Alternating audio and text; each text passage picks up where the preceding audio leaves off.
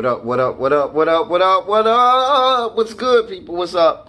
It's me, L Teddy 27. These are my chronicles because I'm a teacher and I'm angry.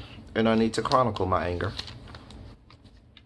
And we're watching and reviewing Boomerang. This is season 2 of the BET show Boomerang, and this is episode 6. I don't know what the title is, y'all. It's somewhere up here. But anyway, let's get right down to it. So this is our Crystal episode. Now, Lena Waithe, Hail Berry. How Crystal get her own whole ass episode, but the boo Ari only get a half an episode? I'm just saying, hello from the other side. Hashtag IJS. Just saying. Anyway, but at least we got to see him this episode. But so we start off. Crystal's on an airplane, getting ready to fly out. She's flying out to Paris, and she's in first class. And you know, everybody on their Instagram, you see everybody on their Instagram, you see Ari is putting poll questions up about does he have toxic, do they think he has toxic masculinity? And 99% of the people said yes. Tia is over there talking about she gonna be down to the script club later that night. Bryson over there trying to do thirst traps without a print shown. I mean, you can't thirst trap thinking that it's going to work for you just showing like a naked upper body. You got to show a print in these last and evil days in order to thirst trap, Bryson. I'm just saying. If you going to thirst trap, I'm just saying. David putting pictures up all booed up with Church Bay with the big chiclets and so forth. And then we saw Crystal was looking at this book by Kelly Price, and she was talking about getting and doing with the book club. Lo and behold, Kelly Price walks right up in first class, like a seat or two behind her. She don't even see her. She's so wrapped up in this good phone. So she arrives in Paris. It's not as glamorous as what she thought, which is always the case. And it's this rude ass receptionist. Cause you know she don't speak English. The receptionist, thank God, does speak English, but she's real rude and real out of pocket. Just like here in America. And that was part of what I liked. I love that when they showed Paris, they showed me black people in Paris. Because oftentimes when you see Paris, they always want to just whitewash Paris. All you see is white people. But there's a lot of black people in Paris. A lot of transplants from Africa. And a lot of black people that were just born and raised in Paris. But I'm glad that they showed this. And so the receptionist, she's black. It's just as rude as what you would see here in America. And so then we see Ari was on his Instagram. We start to see people on their Instagram lives. So Ari is on his Instagram live getting a mani-pedi facial down to the nail salon, or down there with Mei Ling and them, you know. And he's trying to get, you know, in touch with his feminine side. And then we see Tia is down to the script club over there having a whole ass lock-in, talk about they not gonna dance and let nobody get no drinks until they get fair pay and equal and benefits and rights for scrippers. Child, they courted them off to jail probably. They courted them off somewhere. I think it was the jail. Then Bryson sent some messages or something. Listen. Can y'all let me know in the comment section, because the way my eyes and these glasses are set up and the way it went so fast, I couldn't focus and pay attention to what they were saying and read it. So can somebody please tell, because I'm not going back to watch it, because it wasn't an Ari episode. Now, if it was the Ari episode, I would go back and watch. But since it wasn't, I ain't going back to watch. Anyway, can somebody tell me what Bryson put in those little messages or whatever, because I missed that whole part. I'm just saying. Anyway, yeah, put that down in the comment section. Crystal goes sightseeing in Paris. She can't get no good pictures. She tried to get pictures in front. I forgot what monument that was. It's like an obelisk looking type monument or whatever. I don't remember the name of it. She couldn't get that. She tried to take a picture with the mime. Couldn't get good pictures with that. Just nothing was going up right. When she did try to get a good picture, it started raining real hard. And so in the midst of her trying to get out of the rain, she drops her phone into the water that's streaming down on the side of the road, and she's trying to catch it. And then this dude, we'll call him Dark Chocolate. Dark Chocolate picks it up. He don't speak a lick of English, not a lick. And he was trying to tell her he can help her fix her phone. So, and he knows like one or two words. I think he said fix.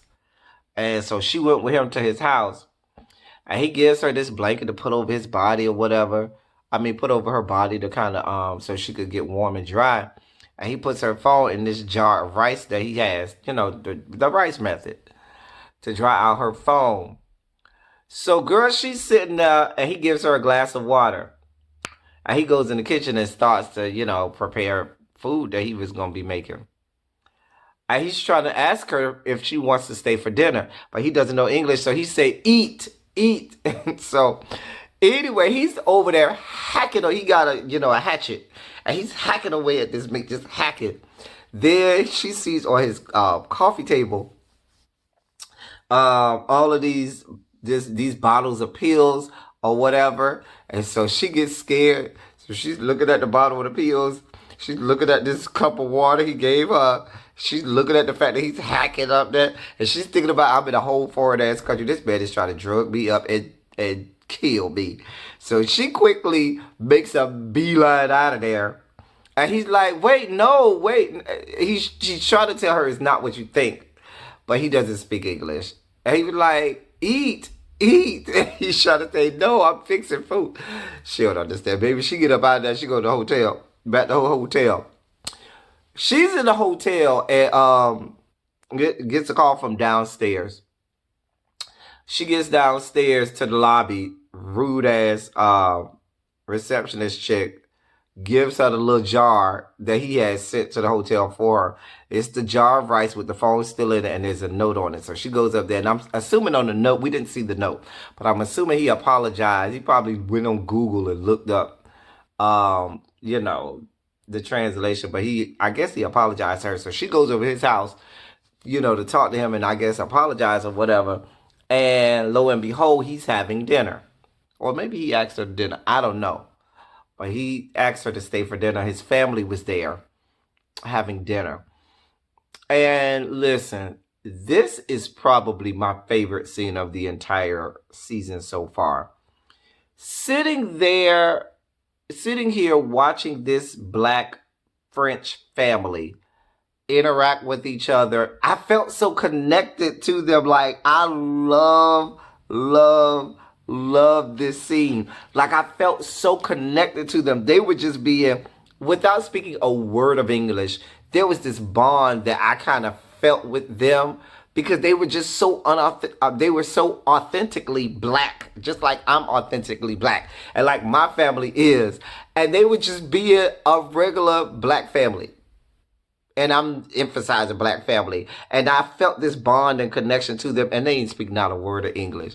Even their interactions with each other and the things that they said, the mom said, we all put our phones at the dinner table. And the interaction between Dark Chocolate and his brother. And the brother tried to make the connection with Drake. He said, Drake, YOLO. Because it was so great. And the jabs that they made at him, they were like, oh, she's American. That's the only way you can get a pretty girl like that.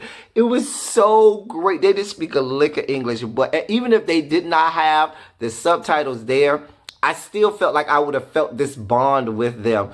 Because you could tell by the body language, the inflection of the voice, the facial expressions, and everything that It was just a traditional black family. And like, you know, there's this bond that we as black people have no matter where you are, no matter what part of the world, you go acknowledge each other. I kind of felt that permeating through the circuits and television screens and stuff. Anyway, that was my little moment. So when the family finally left, he wants to take her out to really see Paris this time. And so he goes into his room. She's in the living room. He goes into his room to go undress and get changed. But there, the door is wide open. So instead of looking, because he got a whole undress, this hooker is going to turn around and try and act all pretty. Baby, you don't think that my stinking ass would have turned around and looked at everything he had going on? Because I need to check out the goods. I'm just saying.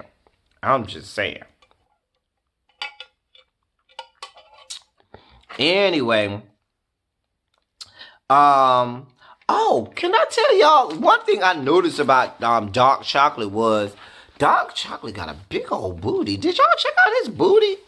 Child, go back and look at the episode. Child, he got a big old booty too.